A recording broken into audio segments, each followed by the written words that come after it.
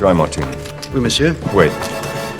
3 measures of Gordon's, 1 of vodka, half a measure of quina lily. Shake it over rice and then add a thin slice of lemon peel. Yes, sir.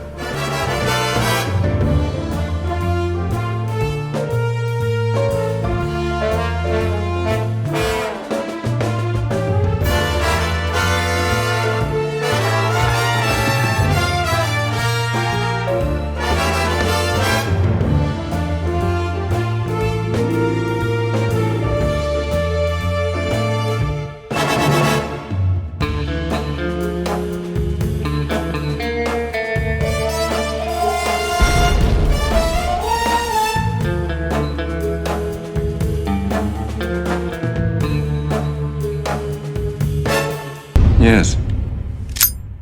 Considerably.